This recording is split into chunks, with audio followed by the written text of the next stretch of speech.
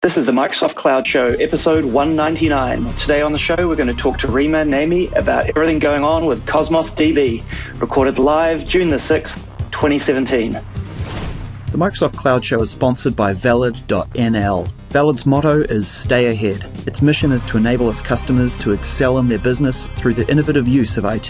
Valid is always on the lookout for new colleagues. If you're interested in all things happening in Azure, whether in infrastructure, SQL Server, Office 365, Power BI, SharePoint or .NET, look them up on Valid.nl. Good morning, AC. Morning, CJ. How are you doing today? Pretty well. How are you? Doing very good. I'm looking forward to today's interview. This is going to be a fun one. Absolutely. Back at Build, we saw some announcements around a new service from Microsoft called CosmosDB, and today we are lucky enough to have on the show someone deeply involved with that. Was on stage at Build talking about CosmosDB, so looking forward to this interview and learning more about it. Absolutely, me as well. I've been a fan of DocDB for a couple of solutions that I've built, and so seeing this come out, kind of picking through, watching some of the videos from Build from afar, we jumped on right away and reached out to Rimma, and she was kind enough to jump on board with us. So why don't we jump right into the interview? How does that sound? That sounds great. Cool. Well, hey, before we get started, do a quick little spot from one of our sponsors. What if you could take any process your teams use to get work done and make it happen automatically? What if you could save countless hours and help people work better together? Nintex can make it happen. With a Nintex platform, work flows from person to person, system to system, to the cloud and back. And it flows in and out of the tools you use every day. With Nintex, work just flows, so your teams can work smarter, work faster, and be more connected than ever. Okay, so CJ, I'd like to first introduce Rimma. So Rimma is currently an architect in the Azure CosmosDB and the open source software analytics team at Microsoft. CosmosDB is the database service of the future. It's what Microsoft believes is the next big thing in the world of massively scalable cloud databases. Previously, Rimma was a TA to the Office of CVP for Data Group at Microsoft, and prior to that, a principal engineer with 10 years of experience in both systems building, database management systems, big data, query optimization, and data storage. At Microsoft, some of her accomplishments include jumpstarting Polybase technology and shipping it in both SQL Server, SQL Data Warehouse, SQL Server PDW, and SQL Server 2016, developing the cost-based query optimizer in SQL Server PDW, and the numerous exciting technical presentations that she's given at different conferences worldwide. She holds a computer science PhD from Purdue and an MBA from the University of Chicago. So Rimma, welcome to the Microsoft Cloud Show. Thank you. Thank you, guys. Very happy to be here. So we were first introduced to you when we saw you during the keynote of the first day at the Build conference earlier this year. And you talked a lot about the Cosmos database, the CosmosDB. So I wanted to give you a chance first to just kind of explain, a little bit about what CosmosDB is. And then I guess CJ and I have a handful of questions that we have for you. And I also have a listener question that was submitted ahead of time that we wanted to ask you as well. So I guess to start it off, can you tell us a little bit about what CosmosDB is? Sure. So Azure CosmosDB is Microsoft's globally distributed multi-model database service. It was built from the ground up with global distribution in mind. And it's a service that deeply exploits cloud core properties and the economies of scale. So right from the get-go, we've built it with horizontal scale out of both storage and throughput. You can seamlessly associate any number of Azure regions with your database account and seamlessly scale out entities, which include tables, collection of documents, or graph, all across the world. So for instance, today, Azure CosmosDB is classified as a foundational Azure service.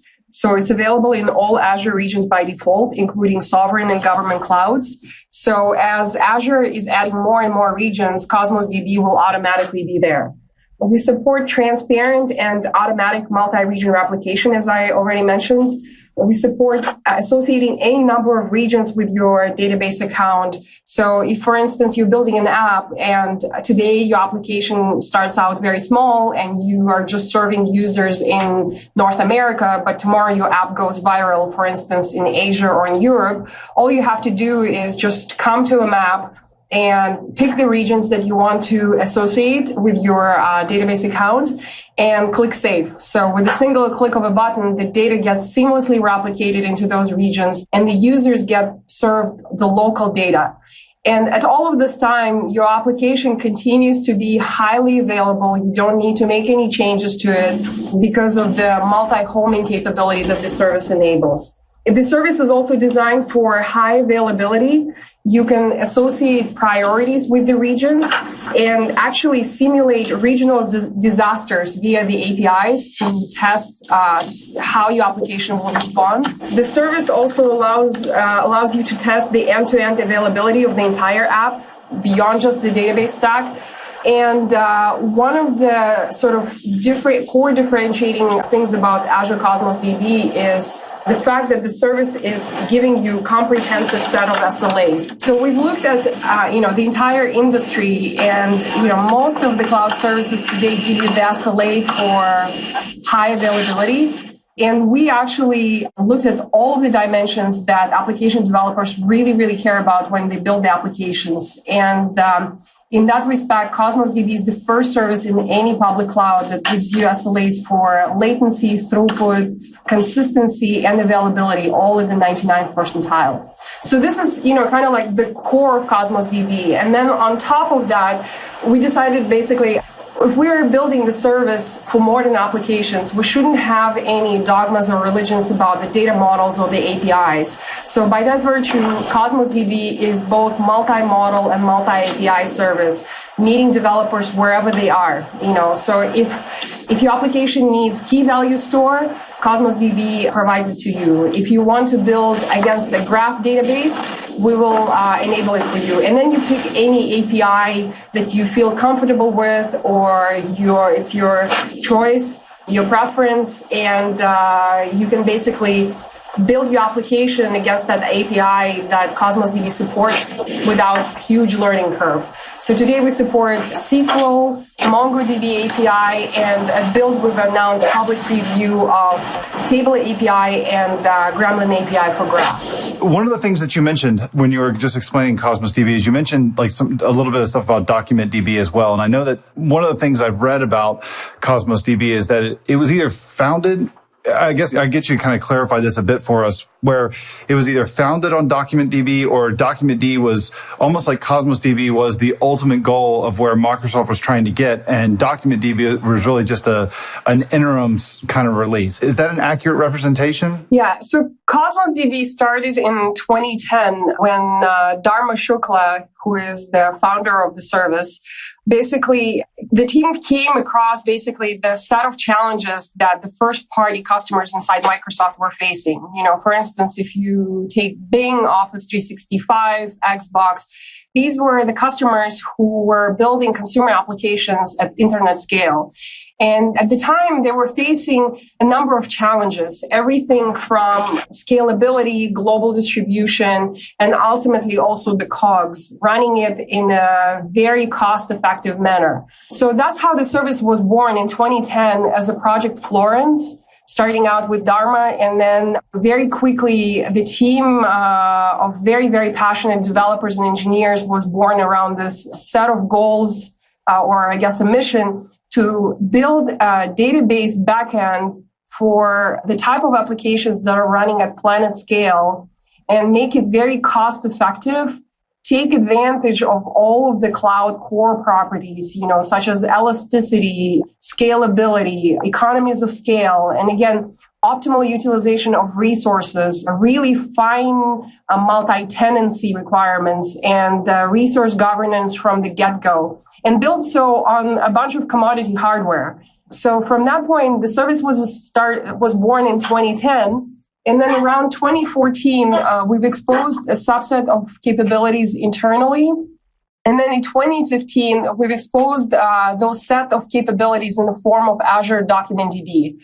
And so over the last several years, we've been building out the capabilities towards the goals that were set, 7 years ago. And finally, last month, in May 2017, at Build, we've announced the full stack that have been used internally and battle tested for years. Does that mean, I guess that would mean that if I'm a DocumentDB developer from months prior to this, then now, magically I'm all of a sudden now a CosmosDB developer, because all the stuff that all the things I've been using and the techniques and the tools I've been using and the programs I've been writing for that use DocumentDB under the covers, now it's all going to be using CosmosDB. So everything really just continues to work the way it did before. Is that correct? Absolutely. So everything continues to work as before. Plus now, in addition to that, DocumentDB customers got an additional set of capabilities that previously they didn't have with the DocDB. So it's the same plus more. Okay, gotcha. That was the next question where you started to say that you got a lot more stuff, or you got more stuff with CosmosDB from the announcements that came out at Build. And I know you talked about some of the scalability and the elasticity changes or improvements that over what we had in DocDB. Is there other stuff too that people could be looking at that be able to take advantage of if they're currently using DocumentDB in their projects, or they were using DocumentDB in their projects now that we've seen this release with CosmosDB? The biggest differences from, the times of the DocumentDB, number one is CosmosDB is now truly a multi-model database service. So if previously they were building against a collection of documents, now they can also augment their applications with seamless support using key value or graph data model. So what it allows you to do is sort of address the problem of backend fragmentation. So instead of having, for instance, 3 or 4 different database services in the back, each one with its own performance requirements, SLAs, tuning knobs, now you can build an application against just CosmosDB and take advantage of, again, key value store, document data model, and the graph data model. And because seamlessly underneath also, at the end of the day, we're using the ARS data model, which stands for short for atoms, records, and sequences. And the type system is JSON with the native JavaScript support. But ultimately, all of these data models are represented as a human readable JSON. What the system allows you to do is actually seamlessly transform your data from one data model to another. So you could potentially start out with the key value, but then transform it into a document data model, or actually go and augment it and convert it into a graph. So in that sense, the system is very, very fluid.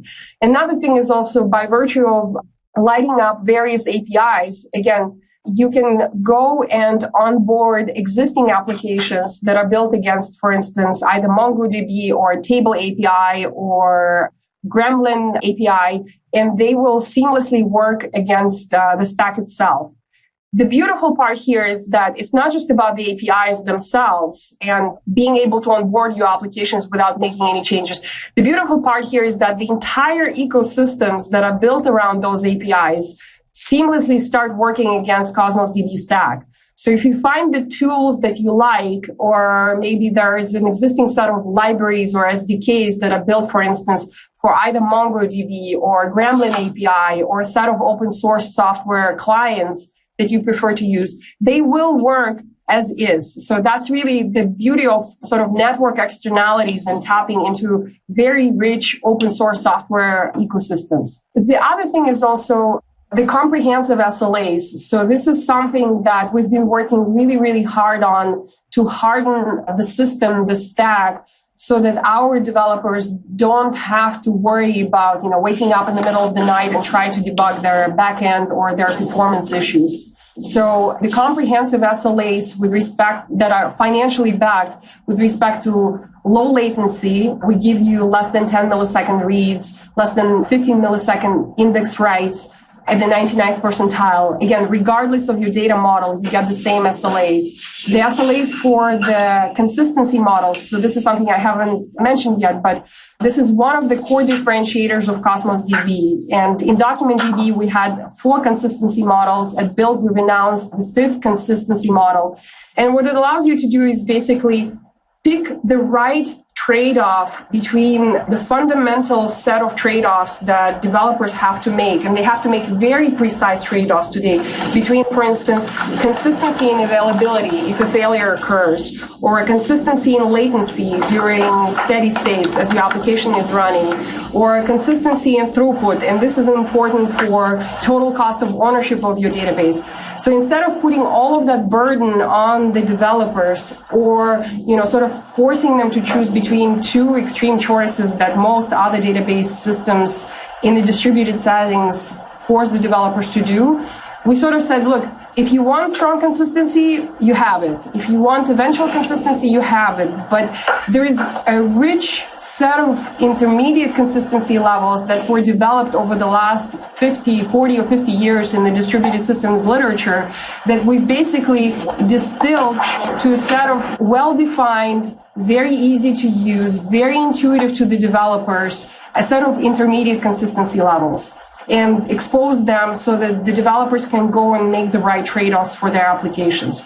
And the beautiful part there, actually, if we look at the telemetry, most of the developers, I would say more than 90%, actually end up choosing among those intermediate consistency levels because they get the right latency that the application needs, at the right trade-off with, again, consistency that they can live with versus availability requirements that they have to abide by. Gotcha. I have a quick question about the consistency aspect. That really stood out for me during the keynote, that as a developer or as a user of CosmosDB, you get that choice about whether you want it fast or accurate, and then a couple of steps along the way. As a developer who's, maybe doing a system that, logs some sort of transactions or some sort of information that you need reasonably consistent, maybe not read consistent, but certainly write consistent. How do you deal with things like conflicts and things like that in a system where you can't be guaranteed that when you write it's atomic,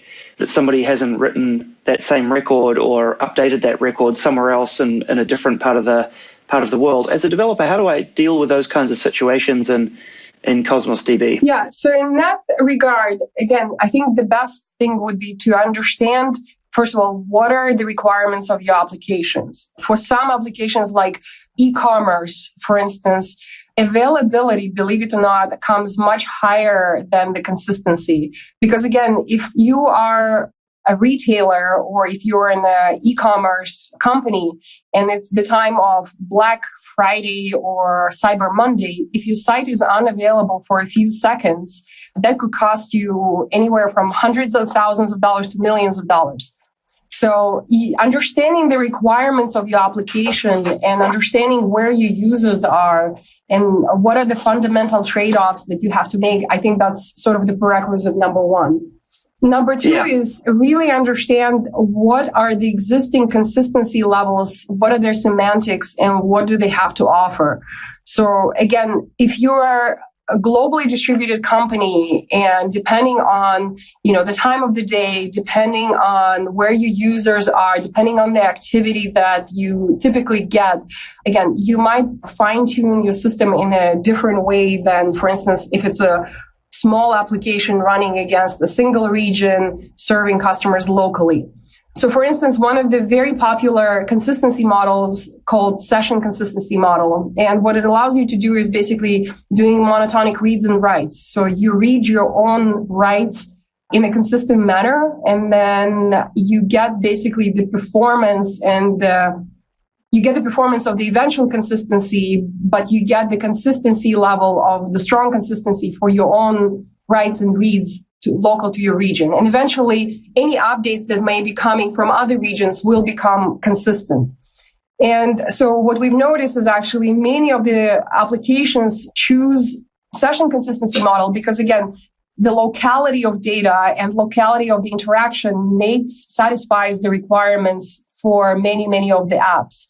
In addition to that, what we do is we provide a set of tools and metrics inside the portal to help developers understand their workloads better, understand the patterns that they're observing all across the regions, and try to fine-tune the right consistency model for their application. So one of the capabilities that will light up in the next few weeks is called PBS. This is basically a model. It's like a metrics model. It's based on the research done at the University of Berkeley, and the PBS stands for probabilistically bounded staleness. And what it allows you to understand is basically over what period of time, how eventual is your consistency, and how over what period of time should you expect all of the data become consistent based on the patterns specific to your application. So that depending on the time bound that you've observed, you can actually go and fine tune even further the right consistency model to suit to your application. I would suggest really understanding what are the requirements of your application, really understanding the 5 well-defined, precise consistency models that you can pick from. You can also change your choice at any time via API. You can override it on a per request basis. So it's not something that is, set in stone and you have to live with it forever. The other beautiful thing is also CosmosDB also supports ACID transactions. So all reads and writes requests could be wrapped in a transaction. And we support snapshot isolation by default. So there's a lot of tools to play with. But again, fundamentally, it comes down to what are the requirements of your particular application. Gotcha. And I guess, as you say, that can be changed along the way. So as you learn more about your application and how it performs, you may want to be able to tweak that and pick a slightly better option if you didn't get it right the first time, by the sounds of it. Absolutely. And nice. If you go to the Azure portal and under the CosmosDB blade, if you look at the metrics blade, what you can do is you can see your actual runtime parameters with respect to all of the core dimensions. As I mentioned, consistency, throughput, latency. You can see how your service is behaving in a cumulative manner and then also all across the individual regions. So you can actually go fine tune it, change your consistency model, and observe right there in real time how the database service behaves at that point in time. Gotcha. Oh, that's really nice. I think, one of the complaints we hear from developers about all sorts of different services, or what you would call maybe platform as a service or database as a service, is getting that deep insight into what's going on behind the scenes and being able to fine tune based on telemetry and things like that. So I think the more you can give them a little bit of a sneak peek of what's going on behind the covers, the better to help them, to help them build their applications, obviously. I have one observation. It's not really a question, it's more of a comment than anything else. I'm stoked you guys renamed this from DocumentDB to CosmosDB for the very basic and simple reason that I think developers initially looked at DocDB and thought, I don't want to put files in a database. I don't want to put Word docs and things like that in a database. I just want a database. And I think moving away from the DocDB name is going to help you guys as a whole lot from a kind of an outbound developer understanding and marketing point of view. Like, that's the first idea. That's the first thing that came in my head when I heard DocDB. I was like, but I've got a file share for that. So I definitely commend you on taking the opportunity to change the name. I think fundamentally, many people ask us, so why did you pick the name CosmosDB? And, again, as I mentioned to you at the very beginning, if there is one thing that I would like people to remember about CosmosDB is the fact that it's global distribution from the ground up. And the idea there is that Azure cloud is everywhere. Users, bots, devices, IoT devices, software, cell phones, they're everywhere across the world. The stateless front ends, whether it's a web, mobile, or any other front end, they are already everywhere. And the sort of the database part of it has always been lagging behind. Somehow, the industry has always been trying to centralize it. And, when CosmosDB, when we had the design ideas, when we had the vision of how would we build the backend for these modern applications, the idea was CosmosDB will disseminate the data everywhere and basically put the data wherever your users are. And so the result is, again, it's a globally distributed database, but it also serves the data local to the users interacting with that data. And the result is a very highly responsive experience wherever you are in the world. Gotcha. That's actually brings up another question I have for you around the development process. So from a developer's point of view, I understand if I was building an application and I wanted some sort of NoSQL solution that I might go choose Mongo or something like that and spin it up locally, and then I could use CosmosDB ultimately as my test and stage and production backends when I deploy my application. What does a typical developer environment look like? Do I have to connect to the cloud service in Azure to develop against this, or is it something that I could get a local service for and develop against that before I ship my things up into the cloud? Or is that asking too much from a kind of such a complex system or a sophisticated system in the cloud to be able to do local dev with it? This is an excellent question. And the simple answer is absolutely, you can start developing locally. So we have a high fidelity local instance of CosmosDB, also referred to as an emulator, but you can think of it, it's almost like an express edition of CosmosDB that you can go and install locally on your development machine, install it as a runnable, executable, and build your application against it. We also have a version of it as a running in a Docker container. So if you go to the Docker marketplace, you can also get it from there. And it's truly faithful, high fidelity local instance of CosmosDB. So as you develop your applications, it will be as if you're developing against the cloud version of CosmosDB. The only thing that you won't get through that experience is the global distribution and the SLAs that we provide as a part of being a managed service inside the cloud. But as far as learning the intricacies of the service, learning about the APIs, the data model, and so forth and so on, it's pretty much on par. So it allows developers to jumpstart very easily, very quickly. And once they're ready, they can literally, seamlessly just replan their application into the cloud and then light up the service. Gotcha. Oh, that sounds really great. That's certainly come quite a way. And, when I initially dabbled with DocDB, that wasn't an option. And so I'm really glad to see you guys have invested in that and made it super easy for devs. That's been one of the biggest asks, and so we've exposed that capability a little bit less than a year ago. And so definitely I would encourage everybody to give it a try. Okay, so a question I have around a lot of our audience, Microsoft devs who have spent many years building ASP.NET applications and WPF applications against things like SQL Server. And so they're probably listening to this thinking, this is all well and good, but I've got my safe and secure SQL database and it's relational and I kind of know how to work with it and things like that. What do you think some simple steps for those folks are to get up to speed with what CosmosDB has to offer? And how does that transition look to a typical developer? Like, how would they go from, writing transact SQL statements against a SQL server to storing and querying data that they store in CosmosDB? Because to them, it probably feels like, hey, I've already got a database, why would I change? But from having played around with DocDB and a little bit with CosmosDB, it's the ability to query it and thing is not all that significantly different than what I saw with, what I've known with SQL Server in the past. And it's not actually as scary as it sounds. But do you have any simple sort of steps or getting started things that you'd expect a developer to go through if they're coming from the traditional sort of SQL backend arena? Sure. So first of all, I would like to say welcome to the bright side of the databases. So, working inside SQL Server and also the parallel edition of the SQL Server for the last 8 years, the engine is spectacular. So coming from sort of the back end of the system and knowing it pretty well, it's a fantastic engine. I have nothing but positive things to say. But then fundamentally, you have to look at what is it good at? And going forward, as you're building the applications, what are the set of challenges that your application is likely to encounter? And what's the right tool for the job? So in that respect, if you look at relational databases, they're really, really good at solving a set of problems that they have been designed for. And it's fundamentally relational schemas, transactions, and, they scale up really, really well, but up to a certain limit.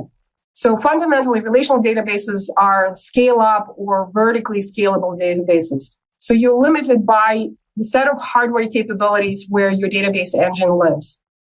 CosmosDB was built from the ground up as a horizontally scalable system. So in that respect, the service is designed to be very stretchable across a bunch of commodity hardware.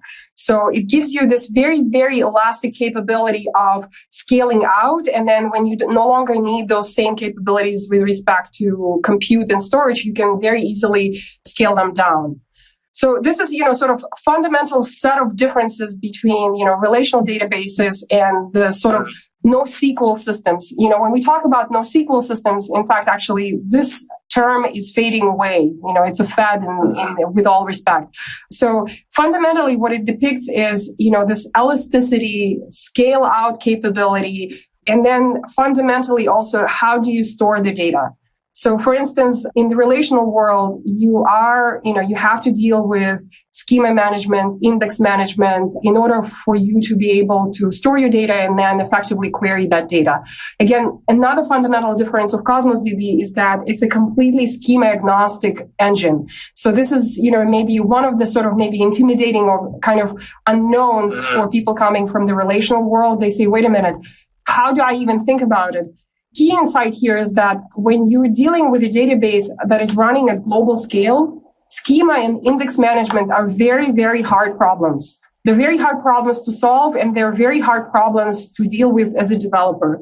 So we've actually addressed it with respect to completely taking that burden away from the developers and say, you don't need to think about how do you store the data. Should it be in this particular set of tables and what are the relationships between them? Just store it as it is born in the physical world. So the joke here, but it's really true, no data is born relational in physical world. We just sort of put this constraint with respect to how we've been building the systems.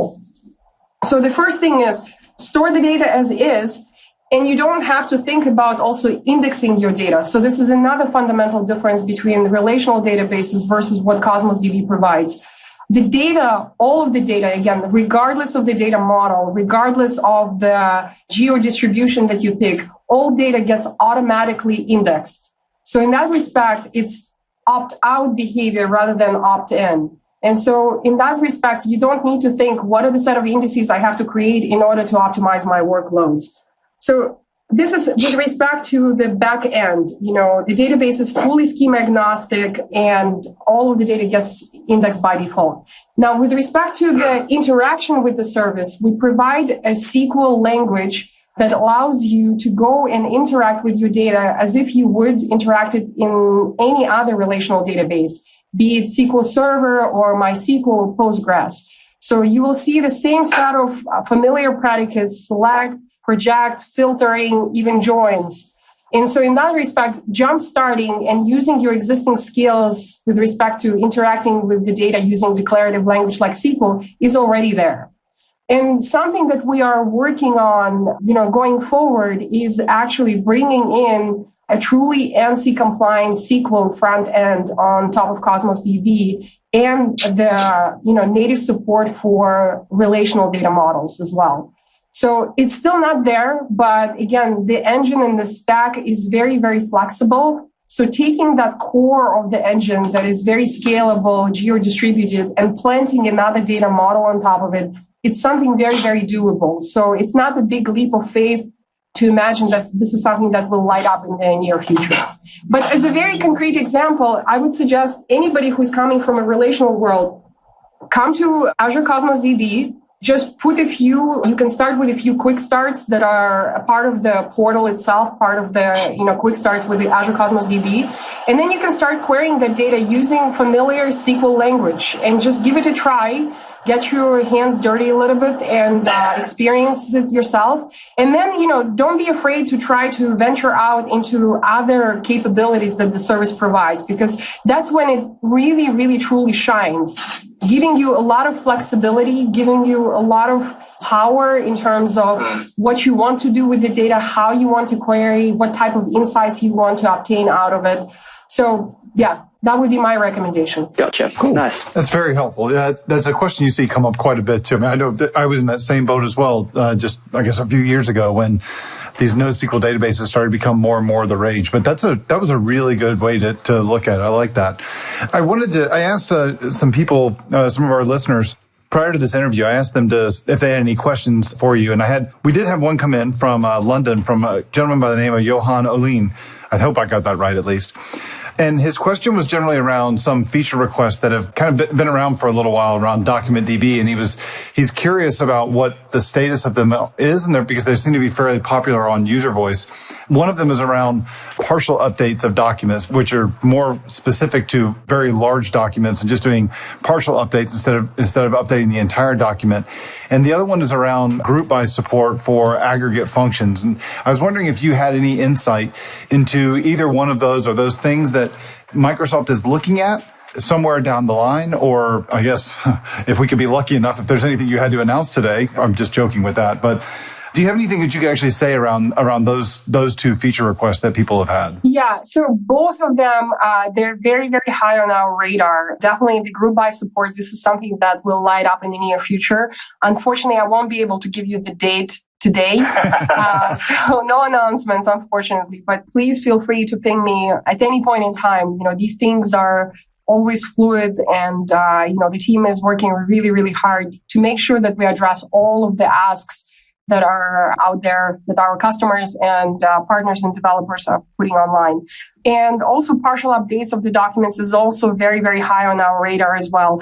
One of the things that, and again, potentially for some of the applications, this could be a good workaround. I would highly recommend listeners to look into the change feed capability that allows you to basically do the updates that are arriving to CosmosDB and build a very, very rich logic around it. So for some of the applications, that could be one very plausible workaround. So again, please take a look at the change feed capability.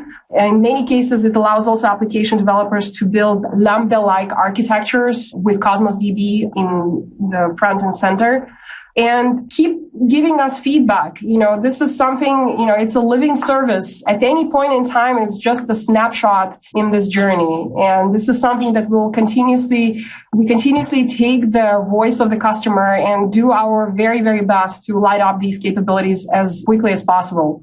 Very cool. I have one more question before we move on to our picks. Lots of folks that are listening are probably sitting there thinking, wow, this is really cool. I wish I could use this, but are stuck on premises. And that could be for a variety of reasons, could be highly regulated industries or maybe Department of Defense or something along those lines.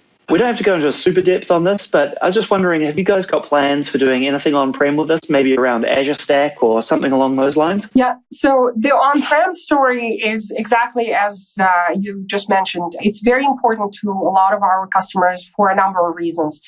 And so the on-prem story today would be something as follows. Number one is, as I mentioned earlier, I would highly encourage to use this high-fidelity local instance, the CosmosDB emulator, as I mentioned before, either as a local instance or inside Docker container. We are working very closely with the Azure Stack team also to onboard CosmosDB on Azure Stack and make it available as a part of on-prem story and the hybrid story. Another possibility and capability that this is something that we're exploring is taking the advantage of the fact that service is multi-API service, and we are hosting and will light up a lot more of the open source software API for many of the SQL and NoSQL systems that are running on-prem. So the idea here would be to tap into, for instance, replication protocols that are available as a part of, for instance, either MongoDB or Cassandra, where you could potentially do a backup and then you will do a restore on CosmosDB in Azure. So in this respect, it will give you very seamless experience of being able to build things on-prem with your existing stack, but then back it up on the cloud in CosmosDB and then point your new applications or other set of applications against the cloud-based stack. So these are kind of like the three stories for the on-prem. Really nice. That's great, you guys, that you're thinking about it so deeply and that it's definitely being considered as a serious option, because obviously as much as people want to be able to take advantage of these services, they might not be just ready to go to the cloud just yet, obviously, or can't for whatever reason. So really happy to hear that you're thinking about those things. Give CodeShip Pro a try. More teams than ever are using Docker and Linux for their .NET applications. CodeShip Pro is a fully customizable, continuous integration and delivery service in the cloud with the best support for any team that is using .NET and Docker together and can run builds on Linux environments. CodeShip Pro comes with ready-to-use integrations for Azure, including Azure Container Services, and more. It also offers a free, convenient local CLI tool that allows you to run your builds locally and is the only hosted CI/CD that lets you build your own environment, giving you the most control and flexibility no matter what tool or stack you're trying to use. Check out CodeShip Pro's free plan that grants 100 builds per month, unlimited projects, and unlimited users. Open source projects are always free on CodeShip. Visit codeship.com today or check out codeship.com/features/pro to learn more. Okay, so before we wrap up, in each of our episodes, we typically ask our guests and ourselves what you found interesting in the last week or two, or could be anything. We call them our picks. Do you have any picks for us this week, AC? I do. I have one or two. One of them is, you go to sites that are all ad supported and usually just pummel you with ads either on the margin or with pop-ups and something. Google has, I guess a lot of the ads are all funded through Google AdSense. And what they've done is they've actually started a new service called Contributor. And what it allows you to do is the company can opt into this Contributor service. You can then go to the Contributor site, give it your PayPal or give it some, load it with a certain amount of money. And what they do is the sites that you go to, they'll tell you how much they want to charge and they'll deduct it from your balance. And then you can go visit the site without having to get pummeled with a bunch of ads. So it's kind of nice to say, I'm fine giving you some money to be able to subscribe to it, or I'll just go ahead and take all the ads. But it's giving the user, both the user and the producer, choice of doing this. So you can check this out at contributor.google.com. It's interesting approach here. I'll be curious. It's only 2 or 3 sites that are in there right now, but I'll be curious to see if it catches on. Kind of like micropayments to get rid of your ads when you visit pages. Yeah, exactly. Yeah, gotcha. Okay, I've got one. I've started watching a TV series. As AC will know, I don't really read novels. I read nonfiction for the most part, but it's called The Handmaid's Tale, and it was originally a book written, I think in the 80s by Margaret Atwood, and it's just come out as a series. I think it's on Hulu. It is absolutely fascinating, especially given current state of events in the States. So the short synopsis is Handmaid's Tale, 1985 dystopian novel by Margaret Atwood set in the near future, and a totalitarian theocracy has overthrown the United States government. And it is really quite well done. It's a very well-written series and thoroughly enjoying it. So definitely check it out. If you haven't read the book already, my wife Vicky is a huge consumer of books and has read this previously and suggested we watch the show. So yeah, I'm really enjoying it. I think others will too.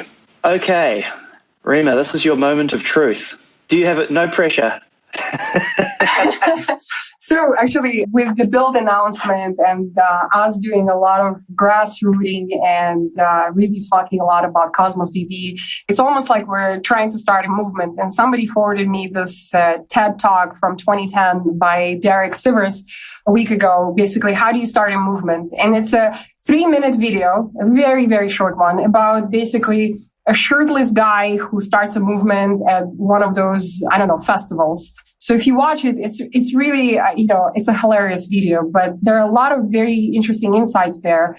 And one of the key things here is that the shirtless guy starts just like this random guy who people first initially don't really pay much attention or think he's crazy, but it's really the first follower that transforms this lone nut into a leader, and then eventually everybody becomes really taken by this movement, joins this movement. And so the key insight there that was very interesting to me was, the first guy will get all the credit, but it's really, if you care about starting the movement, and in some sense, we are starting the movement with CosmosDB, have the courage to follow and show others how to follow. And, when you see somebody doing something really, really great, or you see a great technology, or you see something even, non-related to work, doing something really amazing, have the guts to be the first one to stand up and, join in. And so this was a really great insight for me, just following your instincts. And when you see something great, don't be afraid to try it and join it. Wow, that's cool. I'll definitely go watch that. Yeah, that's really awesome. I just found that, was looking it up, and it rings a bell, but it doesn't. I definitely haven't seen this. That would be fun to watch. Yeah, I definitely think you've stepped up the game in terms of picks. I think you've definitely outdone yourself, and we're going to have to strive harder in our future episodes to really hit the mark as good as that one. Agreed. Awesome. Rimma, thank you very much for taking the time to sit down with us and to share all the goodness about CosmosDB with our listeners. I really appreciate you taking the time here, because there was a lot of things that were covered that I know were above and beyond what were covered in some of the build talks. So hopefully it'll be very interesting to our listeners. Oh, thank you. Thank you for inviting me. And I also encourage everybody, join us on Twitter. The handle is Azure CosmosDB. This way you can keep up with the latest updates or any new news or any new capabilities or features we light up. We will definitely announce them there as well. And anybody can keep up to date with the latest developments of CosmosDB. Awesome. Well, we'll definitely have that. I'll put that in the show notes, and I'll also put your contact info on Twitter and on LinkedIn and everything. I'll put all that stuff in our show notes as well, so that people know how to follow you and to find you as well. So again, thank you very much. And I guess until with that, CJ, thanks a lot. And we will see everybody next week. Cheers. Thank you. Did you like this episode? Please tweet about it and drop a 5-star review in iTunes. Word of mouth recommendations are the most effective ways for us to grow the show. We'd really appreciate it. If you have a question for us, go to microsoftcloudshow.com/questions, where you can submit it as text or record it as an MP3 or WAV file and provide a link so we can play your question on the show. Our theme music is brought to you by Keith Ritchie. For more information on Keith's music, head to music.kritchie.com. You can subscribe to us in iTunes and Google Play Store by searching for Microsoft Cloud Show, or via RSS at microsoftcloudshow.com, where you'll also find show notes of each episode. You can also find us on Facebook searching for Microsoft Cloud Show, or on Twitter at MS Cloud Show. And finally, sign up for our mailing list by heading over to our website and entering your email to interact with us, participate in upcoming interviews, and other cool stuff. Thanks for listening, and we'll see you next time.